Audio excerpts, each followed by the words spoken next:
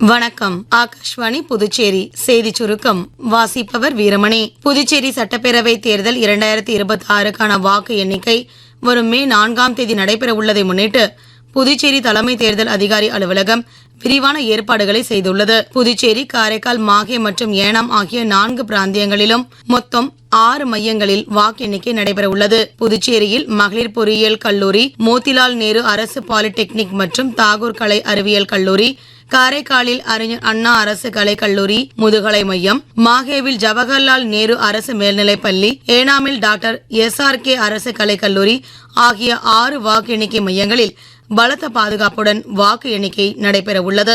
வாக்கு எண்ணிக்கை பணிகளில் சுமார் 218 மேற்பார்வையாளர்கள், 221 உதவியாளர்கள் மற்றும் 232 நுண் பார்வையாளர்கள் ஈடுபடுத்தப்பட்டுள்ளனர். தபால் வாக்குகளை எண்ணுவதற்காக தனியாக 47 மேற்பார்வையாளர்கள் மற்றும் 94 உதவியாளர்கள் நியமிக்கப்பட்டுள்ளனர். தேர்தல் ஆணையத்தின் வழிகாட்டுதலின்படி 3 அடுக்கு போலீஸ் பாதுகாப்பு வழங்கப்பட்டுள்ளது.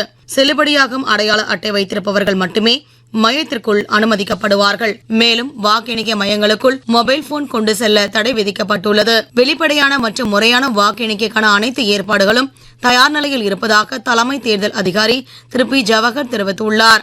பொதுமக்கள் தேர்தல் முடிவுகளையும் முன்னிலை நிலவரங்களையும் தேர்தல் ஆணையத்தின் அதிகாரப்பூர்வ இணையதளம் மற்றும் ECINET மொபைல் செயலி மூலம் உடனுக்குடன் தெரிந்து கொள்ளலாம். 108 வைணவ திருத்தலங்களில் ஒன்றான கும்பகோணம் அருள்மிகு சாரங்கபாணி ஆலய சித்திரை திருவிழாவின் முக்கிய நிகழ்வான தேரோட்டம் இன்று காலை நடைபெற்றது.